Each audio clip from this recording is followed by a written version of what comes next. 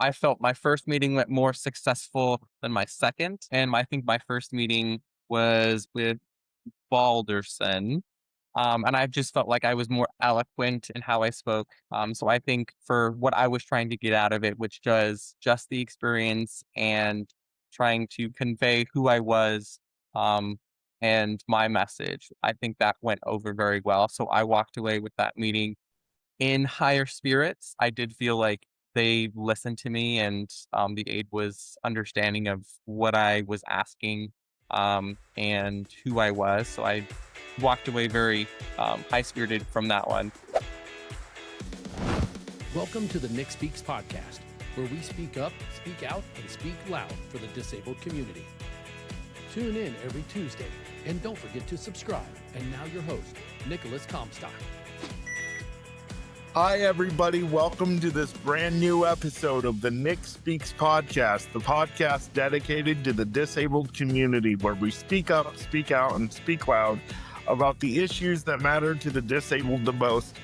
I'm your host, Nick Comstock. I am so glad you're joining me on this Tuesday, whether you're joining me on Tuesday morning or whether you're ending your day with your best friend, yours truly. I'm so glad you're here, and I have two. This is the second time that I've had two guests at the same time, and it's always a better party when you have more than one guest. And I have someone that's been here before, and I have a brand new person that's never been here before, probably never did a podcast in his life. And I think he's single. So, ladies, I'll get to all that in a minute. But I have two very important guests today. One guest has been here before, the executive director of Lighthouse COBE, Bethany Toledo, which is formerly known as OADSP, the Ohio Alliance of Direct Support Professionals. I got that all right. That was a really long title. I'm so glad you guys changed it. Yes. She has been here before, and Aaron is brand new. He works with Opendoor Columbus and for them, which Opendoor Columbus used to be my former care provider, and the executive director, Becky Sharp. I've been after her forever to be on my show, and hopefully she'll be here in a couple weeks. But these two just took an amazing trip to Washington, D.C. to sit down with the leaders who hold our country together and who really have a choice and can really make or break the lives of those with disability services and those we serve with IED or IDD. Sorry, so many acronyms. But anyway, so we're going to talk about that trip today. And I'm going to let Bethany reintroduce herself a little bit. And Aaron's brand new, so he's going to introduce himself. You guys, welcome Aaron Mendoza and Bethany Toledo to the program. How are you guys doing today? Doing good. Thank you for having us, Nick. I was very pleased to get your message saying, hey, I saw that post on Facebook and that, you got to go to DC. I'd love to have you back on the podcast. And I was all for it. And, you were more than happy to allow me to extend the invite to Aaron as well, because, it was really a group effort. So as Nick said, he did a great job already of introducing me. My name is Bethany Toledo McCrae, and I am the executive director of Lighthouse COBE. We are a community of practice for IDD professionals. That's awesome. And how long have you been doing that particular position? I've been in my position for over 10 years, and I have been in the field for 29 years now. Gosh, you're almost as old as I am in the field. I don't know. I started when I was 2. Yeah, because I'm 36, so you're about to celebrate your 30th year. That's awesome. Yes. So, Aaron, you're kind of brand new to this field, my friend. How are you doing today? I'm doing great. Thank you, Nick, for having me. I'm very excited for the first time to be on a podcast. I do have to set the record straight, though. I am not single, unfortunately. Um, but sorry. But I am Oh, very grateful that you've given me this opportunity and to talk about this trip. So, and I've worked for Opendoor as a theatrical coordinator for about 2 years. I worked as a part of their adult day services. Oh, cool. So you've been with them for 2 years, and Open Door really is an incredible provider. I was this with them for almost 3 years, and then I kind of felt that it was time to go. I look back on it now, and it was the worst mistake I ever made. But now I'm in a good place. But I I love Open Door and all the people who are there.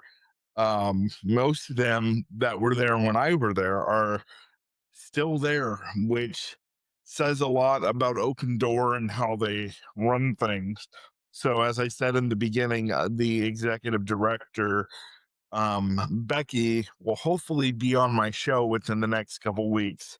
And she has wonderful insight and does a lot of the same things that Bethany does. They go to Washington, and Becky is just an incredible human being. I'm trying to get major brownie points, guys. So, but no, we sincerely love her and love what she does. So, Aaron, I want to kick off with you a little bit because you're new to this field. So, why don't you tell me? Well, you're not new now. You're here. You've been here for 2 years. Why don't you tell me what got you started in the field and because you kind of fell into this a little bit, which is what I love.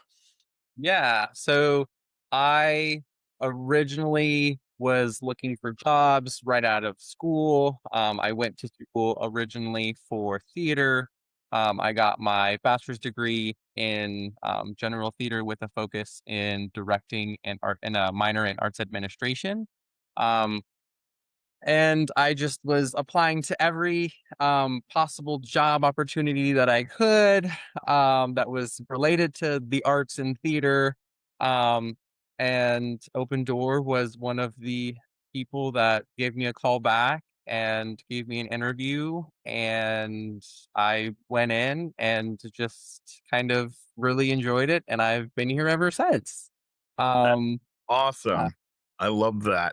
Now, did you expect that? Now, did you, before they called you back, did you have any idea that they were involved with the disability community? And did you have any involvement with the disability community before this? So when I first applied, I didn't really do my research. Um, but before I did the interview, I kind of looked on their website, got more information about the organization, and kind of realized who they were and what they were about.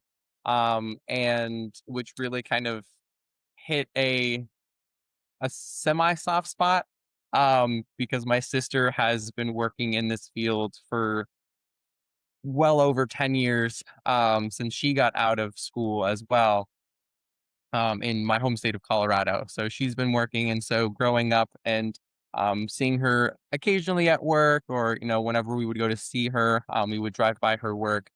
So a very informal introduction to this community and this field, but still kind of within that same family of connections of working around this community.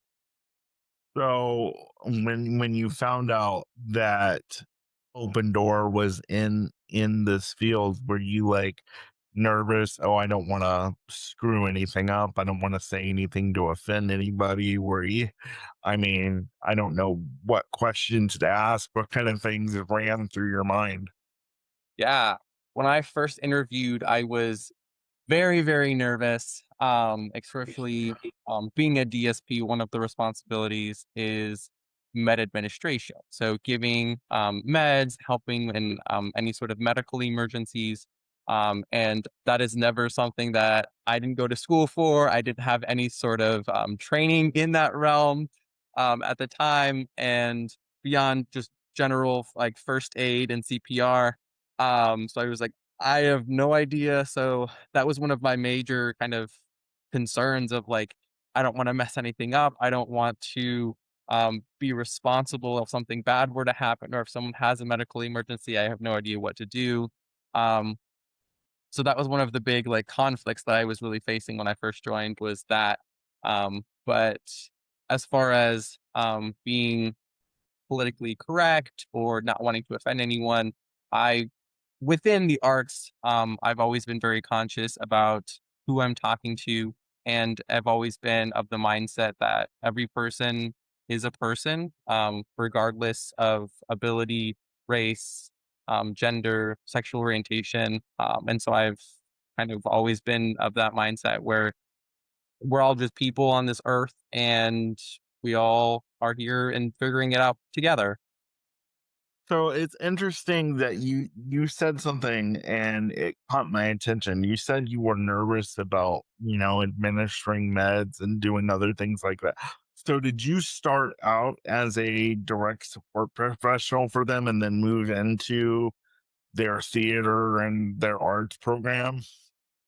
So it, I no, I the role that I currently hold, as a theatrical coordinator is also a DSP or a direct support professional. So I do both at the same time. Okay. So I serve as a DSP, with just extra knowledge and extra experience, in the theatrical art creative realm.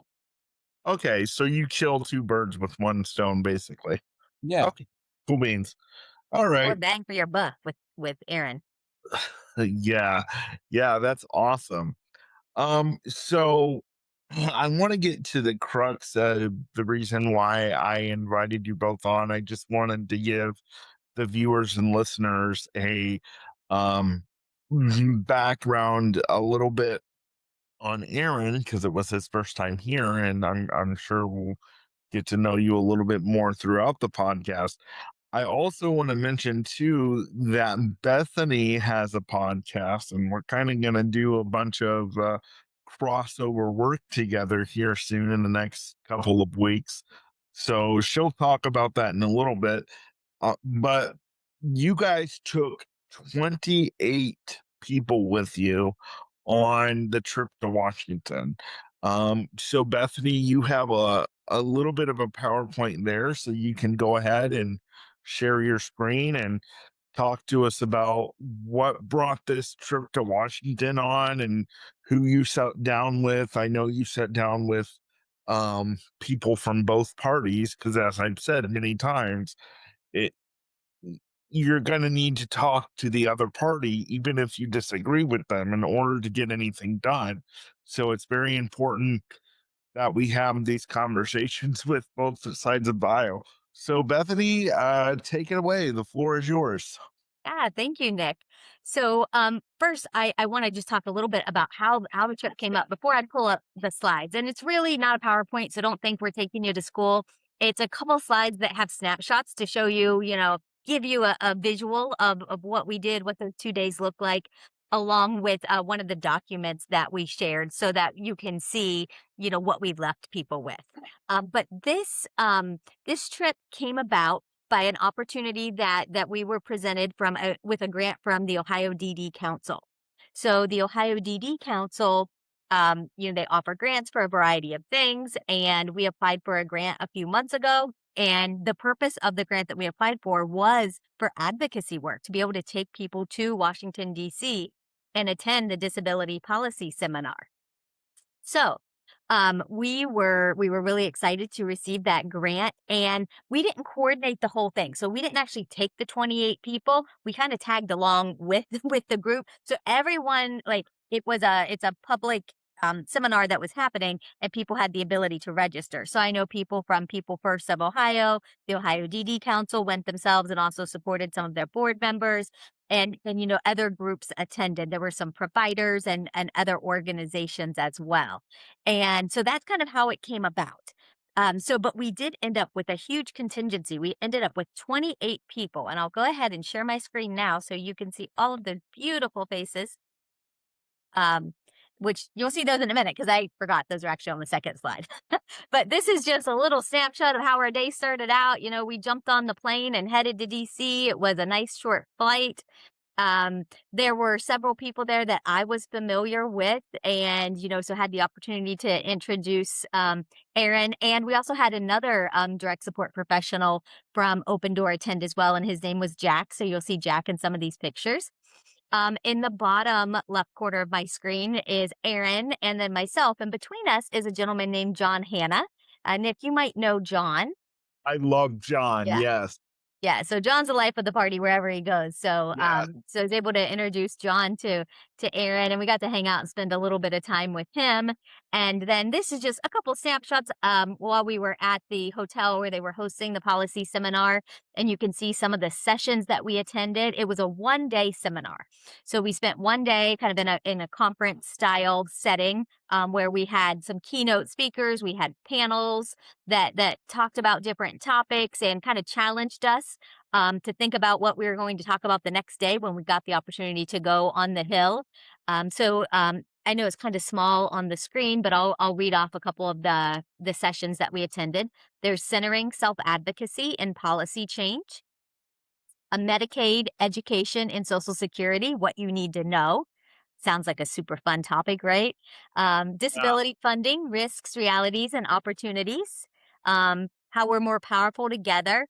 And then we had a session at the end of the day where we prepared for our meetings on Capitol Hill. And so this is Jack that I was talking about. He took the selfie of us there in the right top corner, and you can see, the nation's capital in the background.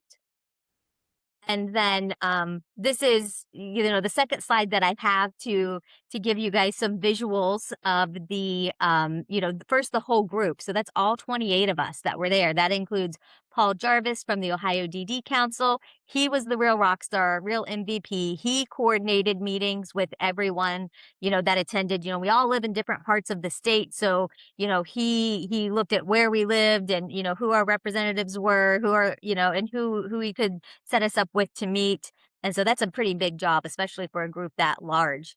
And then, Gary Tonks and David Lewis from the Arc of Ohio, just a lot of really great people were there from Ohio. So we were pretty well represented. And then the So other, it oh, wasn't just people. I'm sorry. It wasn't just people from Ohio. It was people from all over the country, correct? yes, people from all over the country attended.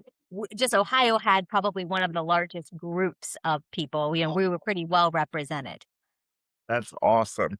And, it's really great that Ohio was a large group from there because, as I've talked about on my program and on my TikToks and everywhere else I do speaking, and Bethany, you know this to be true, Ohio, it's really great that they were so representative because Ohio is one of three states that is so uniquely set up. North Carolina and Missouri are the other two, in the fact of that we are still our system still runs by county boards. And so, and it's very important that those in Washington know what the folks in Ohio do, because I really believe that we are uniquely blessed in the way our system is ran. And so it is very important that the top leaders in our nation know what Ohio needs and the type of supports that we provide those with um, developmental disabilities. Anyway, sorry, that was a little commercial for free for Ohio. Um, Yeah, no. so go ahead. Yeah, so these are pictures of the top right or top left corner is a picture of Paul Jarvis leading the group through what the next day will look like when we get up onto Capitol Hill. And so we spent about an hour or so together reviewing the schedule. There were I don't still have it with me, but I mean there were a number of meetings that were set up. And so the priority was if there was a meeting set up with someone that was in your district, you were the priority to be able to lead that meeting and be in that meeting. So for me, like for instance, Representative Troy Balderson. So, I was in that meeting, and then there were others that were with me, but they might not necessarily live in that district. And I think Aaron, you had Representative, oh, wait, I'm trying to think, it was Senator Casey, Corey. Corey. I'm sorry. No, you're good. Okay, no, it just cut out for a minute, so I couldn't hear you. Yes. So I met with I was in the meeting with Congressman Balderson. And then I actually was a part of the group that met with Mike Carey. Like, Um yeah. So and that's us in that far bottom left picture where we're actually with the congressman. We do get to meet with him and his team and talk about some of the issues that we were there to talk about. yeah, and I think that, most of the others and, in the meetings that I was in, we met with the legislative aides. It's not always, it's a rare opportunity that you actually get to talk with the actual, senator or House member. And so that was a unique opportunity. I'm really glad you got that opportunity, Aaron. But it's just as important. I want people to understand it's just as important to meet and build those relationships with the legislative aides. Those people are really looking at those policies, and they are the ones that are carrying the messages back. And, one of the things that I think is also important to know is that, we didn't go to DC with, okay, we've got this checklist of things, we're going to get all this done. I wish it was that simple. I know for Aaron, it was his first time going to DC, and so there were some nerves there, and I tried to do my best to help calm those and say, look at this as the first step in building a relationship. When you meet someone and you're like, oh, that person's kind of cool, I want to be their friend. You're not like going in and hot and overwhelming them with all these things because they'd be like, whoa, you're a bit much. I don't think we can be friends. So, you really have to approach and like kind of look at it like this is a long game. We're building relationships. We want people to understand what we do. And, when we have some real specific needs and things going on, we want to be able to have those conversations and already have that relationship established. So that's really, really important to know also going into something like this. Also, the other thing that's important to know is you don't get a lot of time during these meetings. So these meetings might be 10 or 15 minutes long, and their offices are all pretty small. Sometimes we're meeting in the hallway. And, someone's like, got a notepad and they're like, holding it like on their hand, like writing. These aren't, really formal meetings. And so you have to use the little bit of time that you have, to make a good impression and, use it as, a building block in a relationship. Um, so I'm gonna go into the go Absolutely. ahead. Any questions, Nick? Yeah, no, I just want to say too that a lot of people, including myself, we think that there's some type of disconnect between, our local and federal Congress. And that's why it's so important that we go in and we build these relationships because unless you're personally affected in the disabled community, whether it's you yourself or a family member, you're not going to know what services or what policies are going to affect disability service unless you're personally affected by it. So that's why it's very important to have these meetings. And even if it's not people that you agree with, I'm stressing that a lot because we have such a divisive political climate right now to where they're like, well, if you believe or vote for this person, I'm not going to talk to you. Or if you vote for the vice versa. And you can't have that, especially in the disabled community, if you need your life to change for the better in a certain way. And these are the folks that can make that happen. So I just want to put that in there as well. Mhm. Aaron, so what were you thinking? Because as Bethany said, I mean, it was your first trip. Were you like, Oh my god, I hope I don't say anything stupid to these senators or representatives. What was going through your mind? Absolutely. I throughout the entire trip, um, and the conference and everything, I was all I really remember it is sitting the night before we're supposed to be on Capitol Hill, is sitting in my hotel room on my bed with my computer and trying to draft some sort of script that I'm gonna say, and it ends up being like 5, 10, 15 minutes, and I'm like, "I have to cut this down." It's like all of these words of, "What am I gonna say? What am I gonna do? How am I supposed to act?" So it was a lot of just those nerves of never doing anything like this before. And then when I actually got to meet with legislators and the aides, a lot of that was like, okay, take a deep breath. You're just here to kind of talk about you and your story and what you do. And I think Bethany really helped me with that, of framing it in that mindset of you're not here to ask for demands. You're not here to, with guns blazing and this is what I want. You're here to really build those relationships and talk to them on a human level and simply just say, this is what I do and this is how you can help me right now. Yeah. So, Bethany, you mentioned that, sometimes you may be in a hallway with these people. Did that actually happen in So Washington? it didn't happen to me on this trip, but it has happened in past trips, where we met in the hallway because there was the little, their offices are small. They have a little They are. reception area and maybe a conference room and then an office, just very small. I've met sometimes I've met with people and we'll go to the cafeteria or we'll go outside to a little courtyard. So you kind of just have to be prepared for anything. And I think that something else that we talked about ahead of time is you brought this up, Nick, some of these people have no idea what the services look like. And it's really important that we're not just going in and overwhelming people with all of this information, Well, that we're actually starting out the conversation by finding out about who we're talking to. Some of the people that we talk to, actually, are from Ohio. They're familiar with, our hometowns. They know some of the same people we know. Some of them do have siblings or relatives that have disabilities. So it's also really important to start the conversation out by learning about them and what their point of reference is. And so then that way you can kind of craft and use, leverage the little bit of time that you have with them to make the most progress based on, what they already know and what you might already have in common. yeah.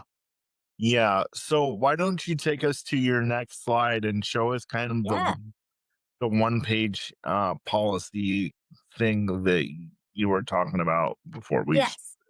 Yes. So remember, we only have a little bit of time with every person, and we can't tell them everything. So I always recommend, and depending on what type of, if you're in DC for, like say for instance, I've been to Anchor policy summits, and they will have these ready for you, and you can share. There's certain highlights that they'll help. Bring together that you can share during your meetings for this event. Since it was people from all over the place and it was a variety of people, it was professionals, with people receiving services, family members, everyone it was kind of left up to each individual what they brought and shared. And one of the things that I think is useful is to have a piece of paper to leave behind. Some people simply call them leave behinds. Some people call them policy briefs. This is a snapshot of one of the two that we had with us. We had two. We had one for the Senate and one for the House. They were both very, very similar. I'll point out the difference here in a moment. I'm not sure if I can. Oh yeah, looky there. I can actually make it a little bigger, so then I don't struggle to read it, and hopefully you can see it if you'd like to follow along. So this is something that I designed for us a while back when I made another trip to DC, and then I modified it based on the things that we wanted to talk about when we were in DC back in March. And so it talks about who we are and who is Lighthouse Cove and who is Opendoor. So it just talks a little bit about what we do. And then it talks about legislative priorities. For us, it was a great and a unique opportunity to be able to be there with two direct support professionals, people that could really speak to what it looks like to be a DSP. So we, of course, wanted to talk about the workforce. And the big thing that we focused on, there's a lot of stuff on this page, but what we focused on when we were in the meetings was the need for a standard occupational classification. Because there is some, that's something that has we've been trying to, to move forward for a long time. There've been different versions of bills, and there was some current legislation when we were there.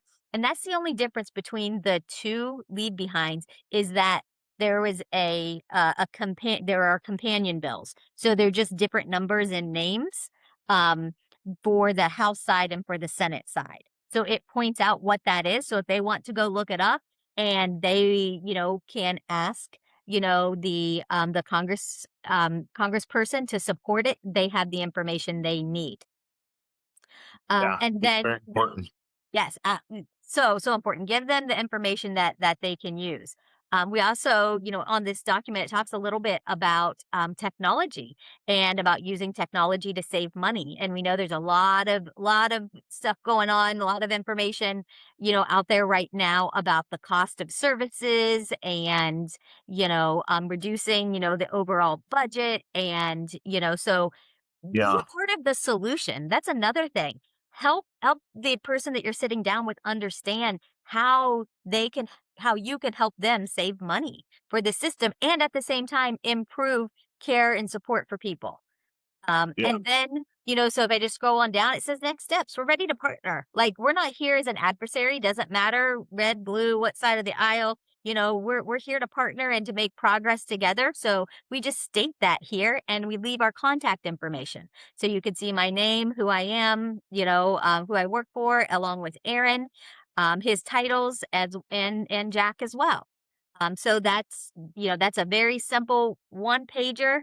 We get a little bit of time so we could go into little detail with a couple of things on this one pager, but then we leave it for them.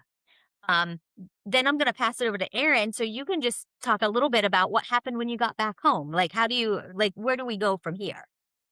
Yeah, I do want to ask Aaron something because you said you were in the hotel the night before on your bed typing up a script, and you're like, I gotta cut this out, I gotta do that.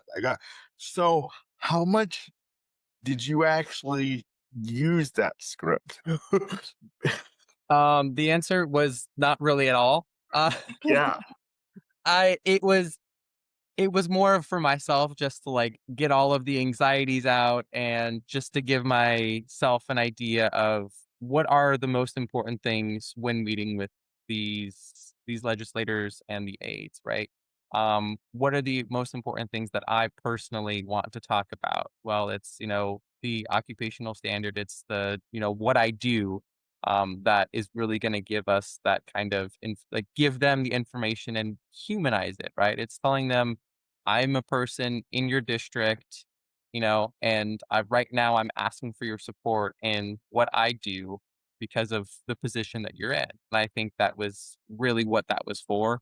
I definitely have definitely helped me ground myself in those meetings because there was a few that were I was feeling very overwhelmed and very out of place because it was never something that I had done before, and the energy of the room just did not was not the most comforting. But I managed to, speak and tell what I need, tell my story and say what I needed to say. Um, so yeah, and then once I got back to answer Bethany's kind of segue, I sent them both of the aides that I met with. I sent them an email thanking them for their time, and just asked them, hey, if you are ever in district, if you're ever back in Ohio, I would love to meet with you and possibly talk a little bit more and show you what I do and share with you what goes on in my daily life. And this is, why I'm asking for your help so I can do what I need to do on my day to day basis. sure, absolutely. How did you feel? And I can pose this question to both of you, and then you can decide who's going to answer first or whatnot. How did you feel those meetings went? Did you feel like they heard you and that they realized that there was change that needed to be made? And did you feel like they were willing to really make those changes and get to know the disability community more? Go ahead, Aaron. Um, yeah, I think for my first meeting, I felt my first meeting went more successful than my second. Um, Hmm. and I think my first meeting was with Balderson. And I just felt like I was more eloquent in how I spoke. So I think for what I was trying to get out of it, which was just the experience and trying to convey who I was, um, and my message, I think that went over very well. So I walked away with that meeting in higher spirits. I did feel like they listened to me and, the aide was understanding of what I was asking, and who I was. So I walked away very, high spirited from that one. My second one, I was more disappointed in myself rather than, the meeting by any means, just because I felt like I didn't give as much. It wasn't as powerful as I think I would have wanted it to. But the aide, was very knowledgeable. He knew exactly the, legislation that we were talking about and the bills.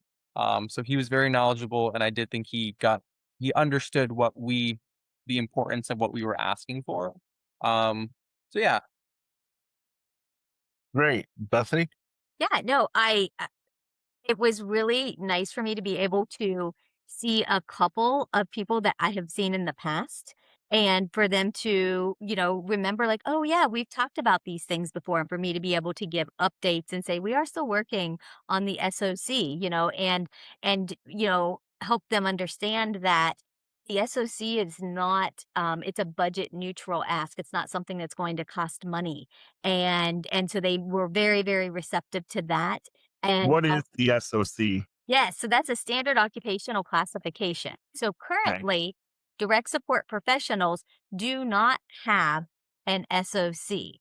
An SOC is so that lives in the Bureau with the Bureau of Labor and Statistics. That's how they track jobs and they collect data. And that data informs, policies and decisions, made, at the federal levels, like with CMS and so right now, DSPs are lumped in with home health aides and personal care assistants. And Nick, just through your experiences, you probably you know that, a DSP is a different role. Like there is that caregiving element, of course, but the scope of practice is really broad. Direct support professional doesn't work in, like in comparison to like a state tested nurses aide that might work, say, in a nursing home. They have nurses that are there giving medications. They have other people, supporting different elements. And with a DSP, they kind of wear all of those hats. They take people to doctor's appointments, they administer the medications, they help people get jobs, they help people, get into their community and meet people, that will become their friends. Like they support every facet of a person's life. And so helping people understand that there is a difference there. And so we're really, I say we, Lighthouse COBE, the National Alliance of Direct Support Professionals, Anchor, and we have a lot of partners that are very passionate about having a standard occupational classification established. It would be really useful for us because then we could actually say there are X number of direct support professionals. We can make an educated guess, but we really don't have an exact number because when you look at the data with the Bureau of Labor and Statistics, again, it's lumped in with other, with like kind of other caregiving type roles. Sure. Sure. Well, you taught me something new just now, and I've been in this field as a client since 2012, which is I didn't know that there was a difference between a DSP and a home health aide. Like I've heard HHA, I've heard CNA, I've heard STNA, but now I'm going to need you to just take a little bit of time and kind of go through a little bit of difference because I had no idea.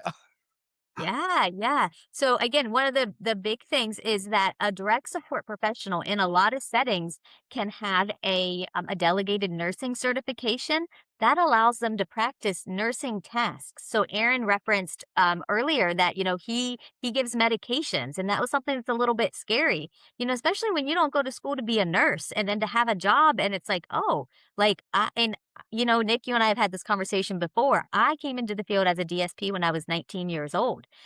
I've worked in, I worked in a group home setting where 5 ladies lived. I was responsible for giving medications multiple times a day, and I had to go through specific training and take a test to be able to do that. And so, an STNA doesn't give medication. They have nurses on staff that do that, in those skilled nursing facilities. So That's that's a yeah. interesting though, because I've had STNAs in my home working for me in my home because I've never been in a like a real group home setting or anything like that. So I know that they have to, you have to be an STNA. At least this is what I was told. You have to be an STNA in order to like apply creams or apply topical medications. So it's interesting now that I'm sitting here learning that there's all these DSP is a different from an HHA. An HHA is different from an STNA. It's like, okay. Yeah, and I'm not, I don't know every single, difference because, we focus on, supporting direct support professionals, and I was a DSP, so I can speak to that experience that I had. I know that there's even levels with or kind of like add-on certifications with delegated nursing. There are some DSPs that give insulin shots. They give tube feedings, and they have to get additional certifications for that. So it's highly skilled, and there's that broad scope of practice. So, really, what we're trying to say to everyone who's watching and listening, and especially of those that are high up in the state, I know a lot of you listen because a lot of you tell me it's more than just doing light housekeeping and cooking a meal.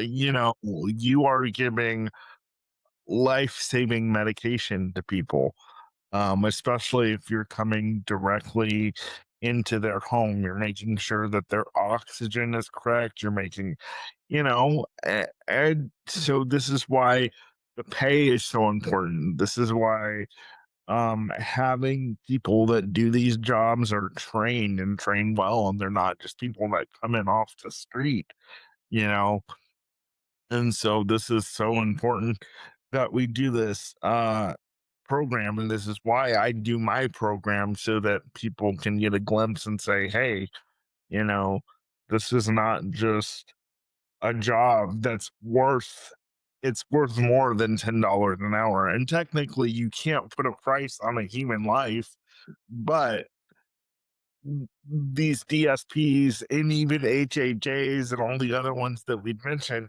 need to know that all that they do, that they are worth all that they do. Yep, So that's why absolutely. it's so important. So Bethany, talk a little bit about your, because I mentioned it in the beginning.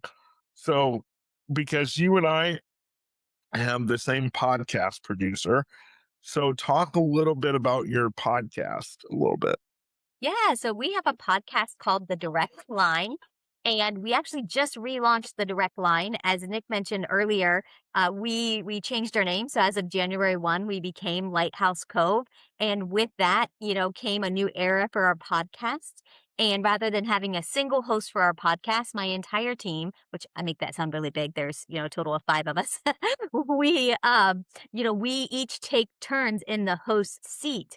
And so when we were doing our pre-podcast call with Nick, what was that, last week? I was like, Last "Oh, week, this yeah, this was a great opportunity," because we do have the same podcast producer, and a huge thank you and shout out to Nick because he's the one that introduced me to Kyle. Uh, absolutely. yeah, and so we work with Kyle to produce one podcast a week. And I think because we like to get more bang for our buck, and Nick used the term, kill 2 birds with 1 stone. we will probably be releasing this as well on the direct line. And so then Nick will be featured there, with this podcast that you're hearing it now. So actually, you might be hearing it on the direct line. You might be hearing it through Nick Speaks. And then, Nick, I'd like to throw out an invitation for, down the road for you to just come on and be a guest. Absolutely. Absolutely. Absolutely. All right. Thank you. Thank you. 100%. I will say though, every time I ask my smart speaker to play the direct line podcast, it comes up with like a podcast that has nothing to do with yours.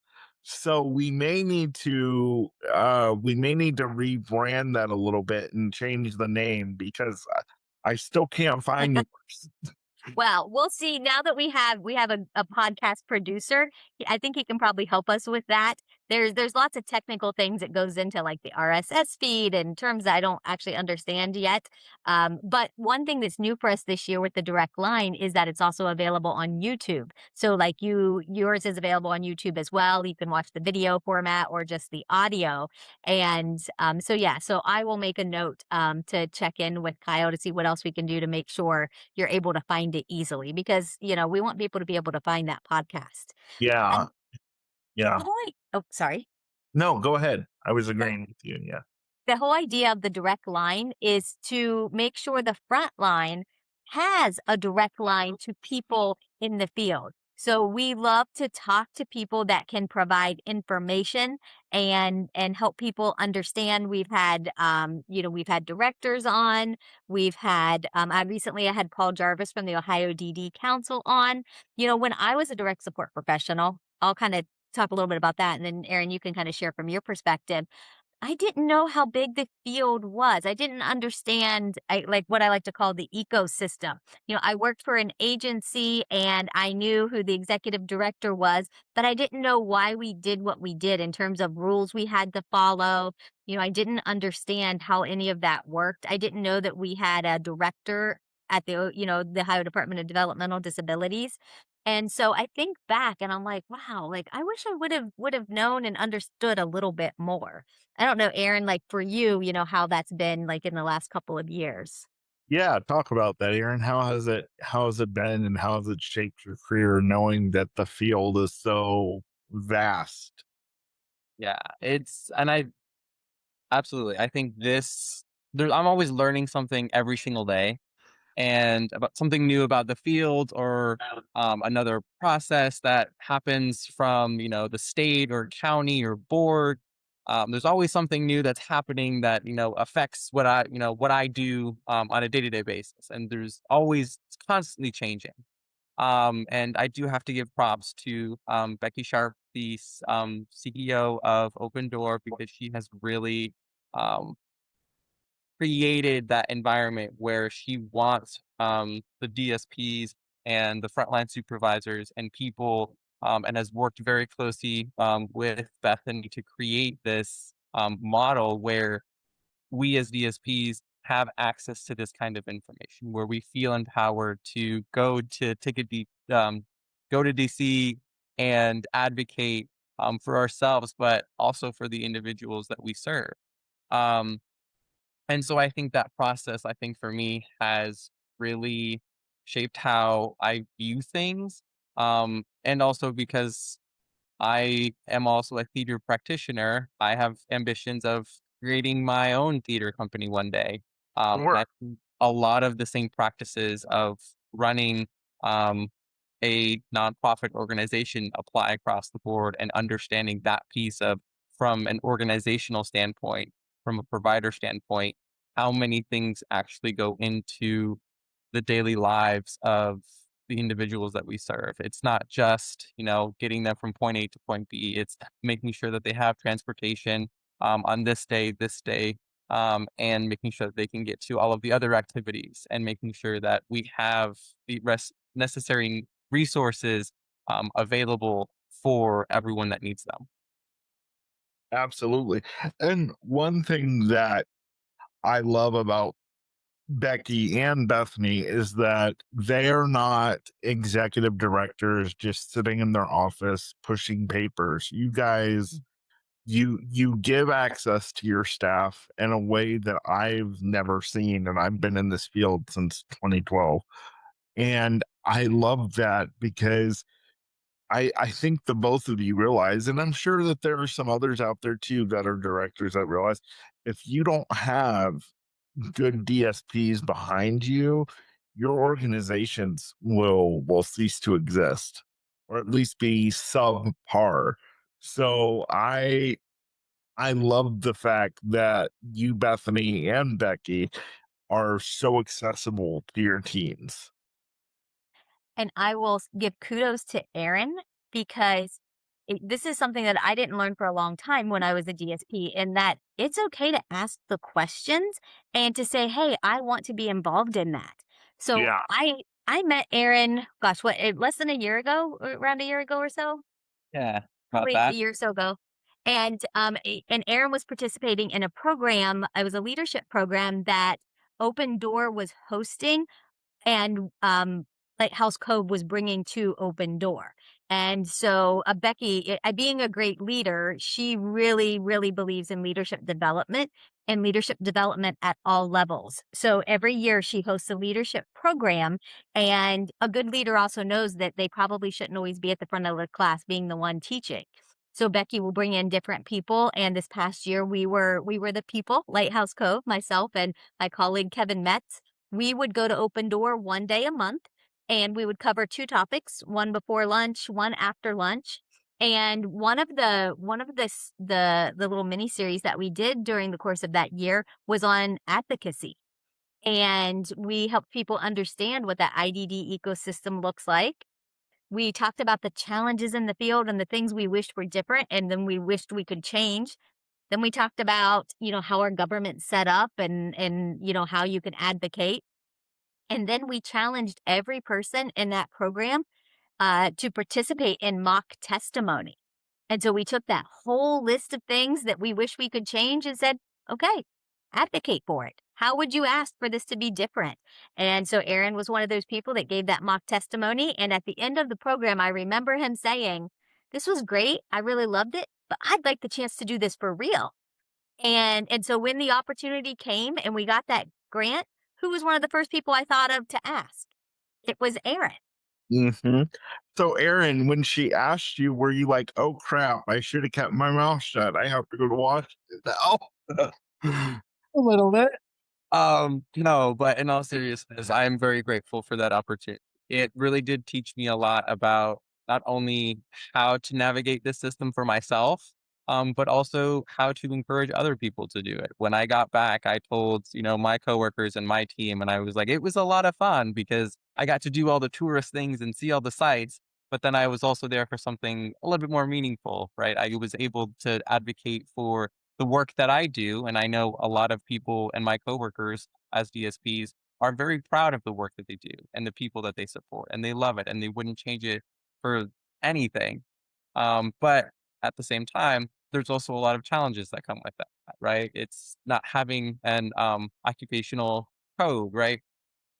And so I think that giving my having the opportunity to do that really, I think, not only empowers everyone, but it lifts and creates a common ground of this is accessible. You just have to know how to navigate it. And I think that's one of the things that I'm really grateful that Bethany and Becky have really done is made it accessible to as many people as possible. Yeah, we talked a lot about Advocacy Day and the Washington trip. To get a little off topic, how is the food in Washington? Becky Becky and Bethany knows, and Aaron will soon find out that I'm a huge foodie. So, how was the food, or was that catered in through the We comp? actually, there was no catering, so we had to find our food. The day that we were at the kind of the conference style, it was kind of a lunch on your own. So we had an extended lunch break to go out and find something, and we found a great place, didn't we, Aaron? We Yeah. just stumbled into it. It was a tapas place. So Aaron, I'll let you talk a little bit about it. Yeah. Um, So it was we were like, okay, what's close by? And I forget the name of the restaurant, but it was a really elegant, very like posh kind of place. But they had really good food. The servings were good. The prices were decent. They had a nice atmosphere. And then I think we did see a few other people from the convention also there. But it was a really nice environment. And it was great. And I think one of my favorite things to do whenever I'm traveling is to find a local coffee shop.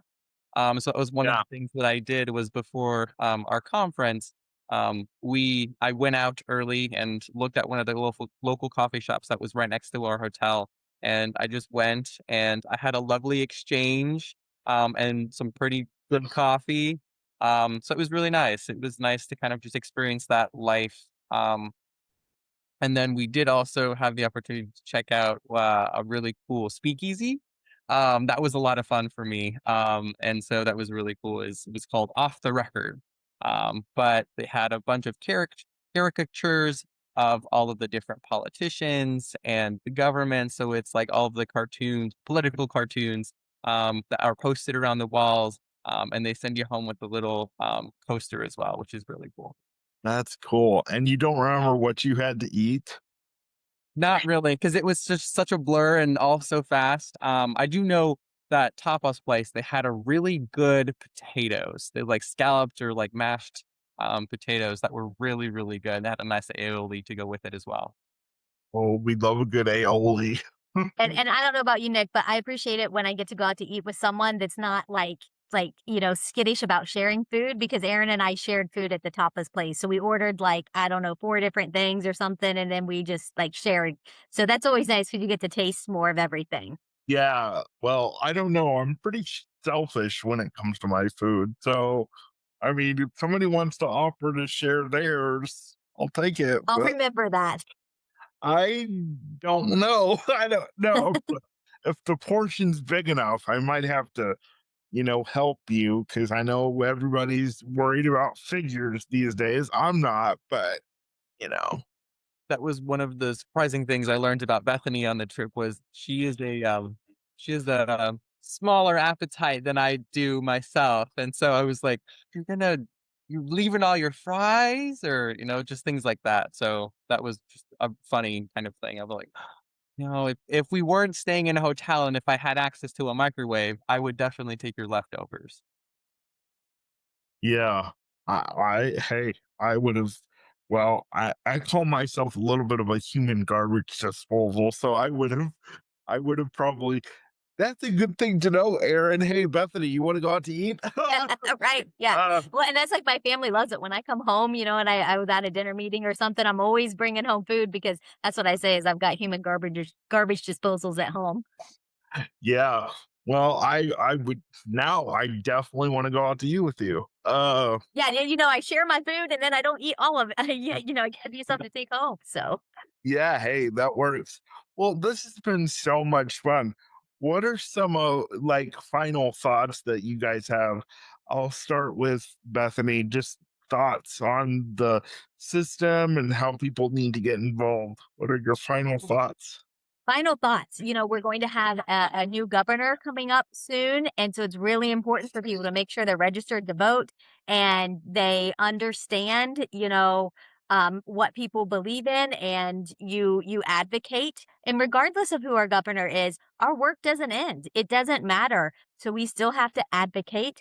And we are getting ready to launch a series of online advocacy meetings where we help people understand the IDD ecosystem and learn what they can do to support the SOC and possibly give testimony here in Ohio because we'll also have our budget years coming up. So our Ohio's budget is every 2 years, and so we're looking for people that want to tell their stories and get involved, and we want to support them as much as possible. So if that's you and you're listening, please, check out our Facebook page. You can email me directly. Nick can share my email address in the show notes, and we will get you connected because you can advocate in many different ways, and we can help you do that.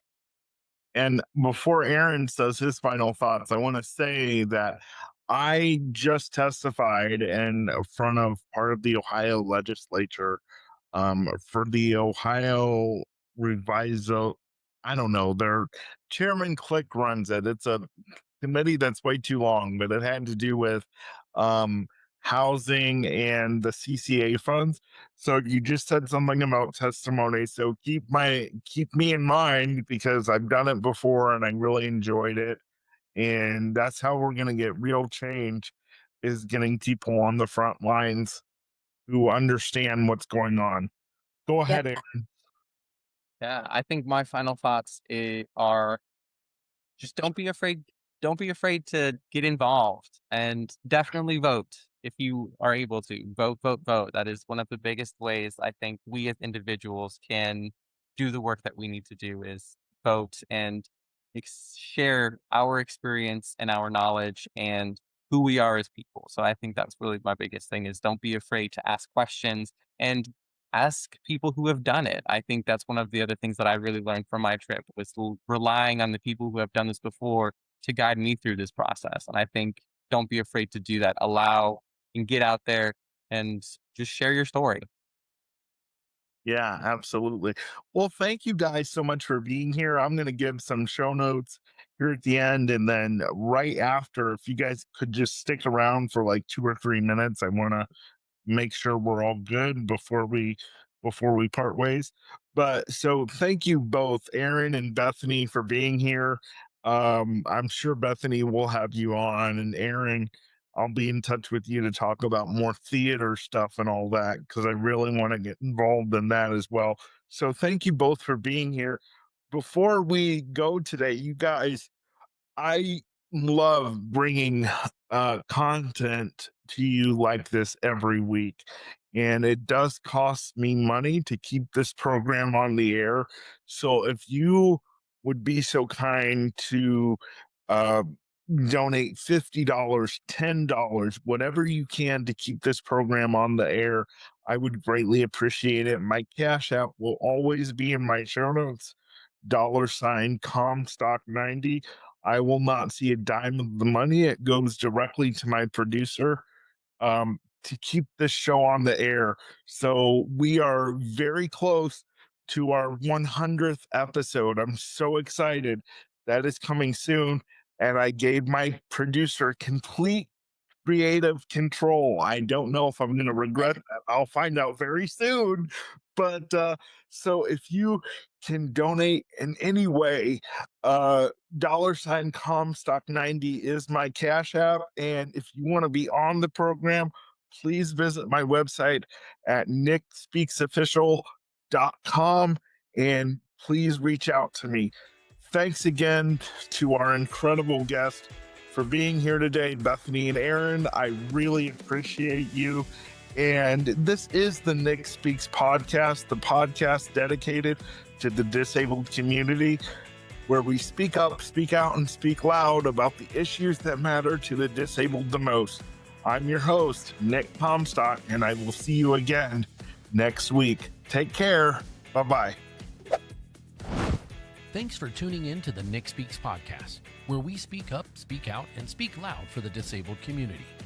If today's conversation resonated with you, please like, subscribe, and hit that bell so you never miss a new episode. You can find Nick across all platforms by visiting his link tree in the show notes. And please leave a comment to join the conversation. Until next time, keep speaking up, keep speaking out, and keep speaking loud.